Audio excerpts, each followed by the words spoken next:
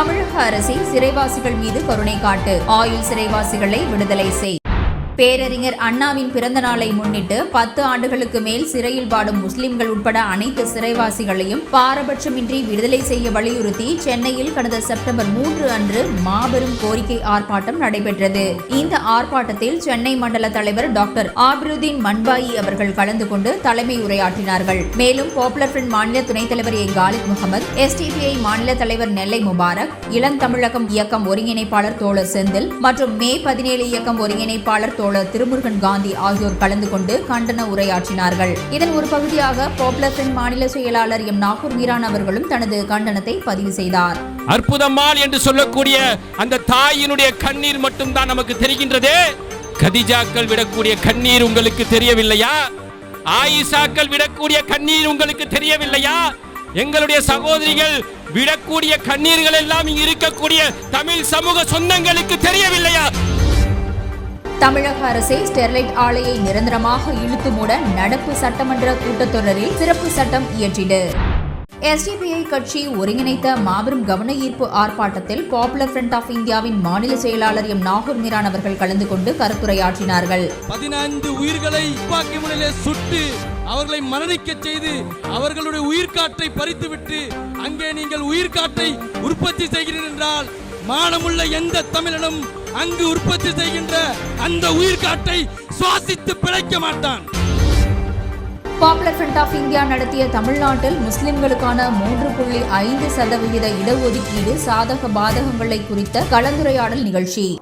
தமிழ்நாட்டில் முஸ்லிம்களுக்கான 3.5% இடஒதுக்கீடு குறித்த சாதக பாதகங்களை குறித்த நிகழ்ச்சி பாப்புலர் ஃப்ரண்ட் ஆஃப் இந்தியாவின் சார்பாக கடந்த செப்டம்பர் 3 அன்று சென்னையில் நடைபெற்றது. இதனை பாப்புலர் ஃப்ரண்ட் மாநில பொதுச் செயலாளர் ஏ முஹைதீன் அப்துல் காதர் வரவேற்புரை நிகழ்த்தினார். மாநில தலைவர் எம் முகமது ஷேக் அன்சாரி இந்நிகழ்ச்சி நடத்தப்படுவதன் நோக்கத்தை எடுத்துரைத்தார். தேசிய மனித உரிமை இயக்கங்களின் கூட்டமைப்பின் தேசிய தலைவரும் சமூக செயல்பாட்டாளருமான பேராசிரியர் ஆ.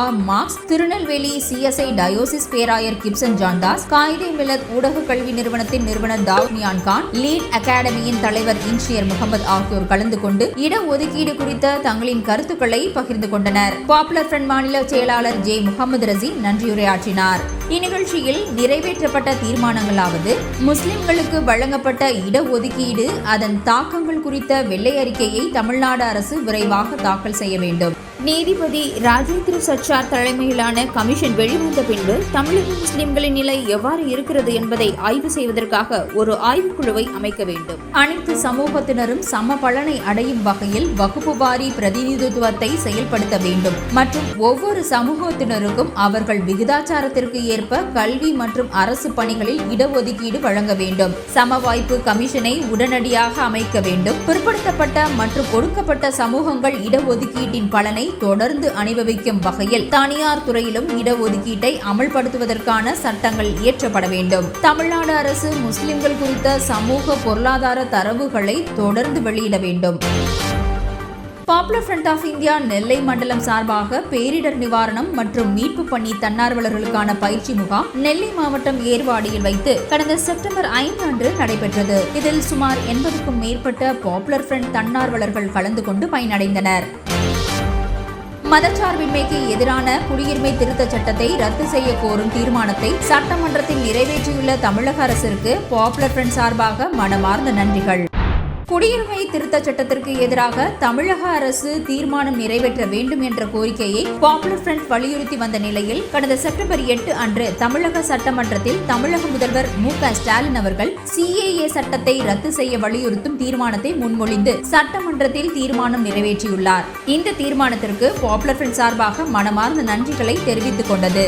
மதச்சார்பின்மை கோட்பாட்டிற்கு எதிரான CAA சட்டத்தை ரத்து செய்ய அரசியல் கட்சிகள் மற்றும் மாநில அரசுகளை ஒருங்கிணைத்து ஒன்றிய அரசிற்கு தமிழக அரசும் அழுத்தம் கொடுக்க வேண்டும் என திமுக அரசை பாப்புலர் ஃப்ரண்ட் சார்பாக கேட்டுக்கொள்கிறது.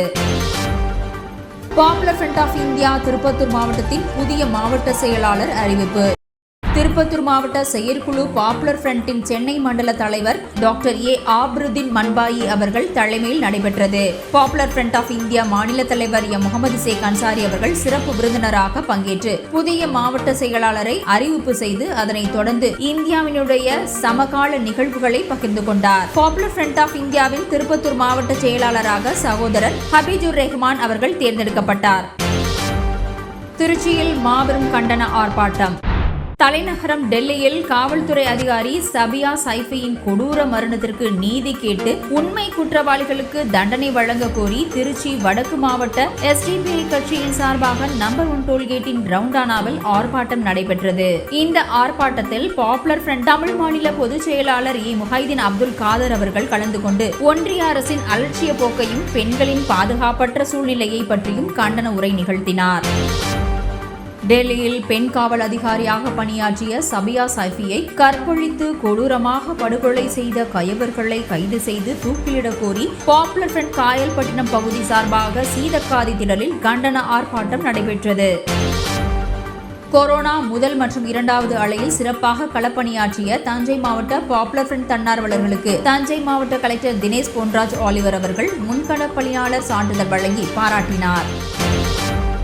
வாணியம்பாடி வசீம் அக்ரம் அவர்கள் படுகொலை.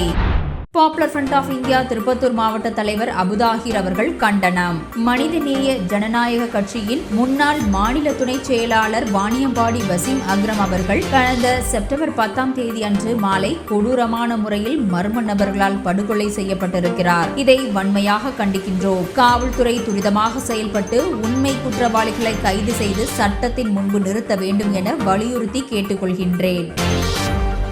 பாப்புலர் ஃப்ரண்ட் ஆஃப் இந்தியா சார்பாக கோவையில் பேரறிஞர் அண்ணாவின் பிறந்த நாளை முன்னிட்டு 10 ஆண்டுகளுக்கு மேல் சிறையில் வாடும் முஸ்லிம்கள் உட்பட அனைத்து ஆயுள் சிறைவாசிகளையும் பாரபட்சமின்றி விடுதலை செய்ய வலியுறுத்தி மாபெரும் கோரிக்கை ஆர்ப்பாட்டம் கடந்த செப்டம்பர் 11 சனிக்கிழமை அன்று நடைபெற்றது. இந்த ஆர்ப்பாட்டத்தில் பாப்புலர் ஃப்ரண்ட் ஆஃப் இந்தியாவின் தேசிய செயற்குழு உறுப்பினர் AS இஸ்மாயில் அவர்கள், பாப்புலர் ஃப்ரண்ட் ஆஃப் இந்தியாவின் மாநில துணைத் தலைவர் A காலித் முகமது அவர்கள் மற்றும் விடுதலை சிறுத்தைகள் கட்சியின் மாநில துணை பொதுச் செயலாளர் வன்னி அரசு ஆகியோர் கலந்து கொண்டு கருத்துரையாற்றினர். நீட் தேர்விலிருந்து தமிழகத்திற்கு விலக்கு பெறுவதில் தாமதம் வேண்டாம், பாப்புலர் ஃப்ரண்ட் வலியுறுத்தல். நீட் தேர்வுக்கு தயாராகி வந்த சேலம் மாவட்டம் மேட்டூர் அருகில் உள்ள கூழையூர் கிராமத்தை சேர்ந்த தனுஷ் என்ற மாணவர் தேர்வுக்கு சில மணி நேரங்களுக்கு முன் தற்கொலை செய்து கொண்டுள்ளது கடும் வேதனையையும் அதிர்ச்சியையும் அளிக்கின்றது. மாணவர் நலனுக்கு எதிரான நீட் தேர்வு அமல்படுத்தப்பட்ட நாள் முதல் அனிதா தொடங்கி தனுஷ் வரை உயிரிழந்துள்ள 14 மாணவர்களின் மரணத்திற்கு மத்திய அரசே பொறுப்பேற்க வேண்டும். நீட் தேர்வில் இருந்து தமிழகத்திற்கு விலக்கு பெறுவதில் தமிழக அரசின் நடவடிக்கைகளில் உள்ள தாமதம் மேலும் ஒவ்வொரு ஆண்டும் மாணவர்களின் உயிர் பலிக்கு காரணமாகி விடுகிறது என்பதை கருத்தில் கொண்டு தமிழக அரசு நீட் விலக்கு பெற உடனடியாக நடவடிக்கைகளை தீவிரப்படுத்த வேண்டும். உயிரிழந்துள்ள மாணவர் தனுஷின் குடும்பத்திற்கு தமிழக அரசு உரிய இழப்பீடு வழங்கிட வேண்டும். வாணியம்பாடியில் படுகொலை செய்யப்பட்ட வசீம் அக்ரம் அவர்களுடைய குடும்பத்தாரை கடந்த செப்டம்பர் 13 அன்று நேரில் சந்தித்து பாப்புலர் ஃப்ரண்ட் ஆஃப் இந்தியா மாநில செயலாளர் எம் நாகூர் மீரான் அவர்கள் ஆறுதல் கூறினார். உடன் பாப்புலர் ஃப்ரண்ட் ஆஃப் இந்தியா மாவட்ட தலைவர் அபுதாஹிர், மாவட்ட செயலாளர் ஹபீஜுர் ரஹ்மான், மாவட்ட மக்கள் செய்தி தொடர்பாளர் ஃபயாஸ் மற்றும் நகர் மாவட்ட நிர்வாகிகள் உடனிருந்தனர். 700 ஆயுள் சிறைவாசிகள் விடுதலை அறிவிப்பு. கருணையில் பாரபட்சம் காட்டாமல் முஸ்லிம் சிறைவாசிகள் உள்ளிட்ட அனைத்து ஆயுள் சிறைவாசிகளையும் விடுதலை செய்ய வேண்டும், பாப்புலர் ஃப்ரண்ட் கோரிக்கை.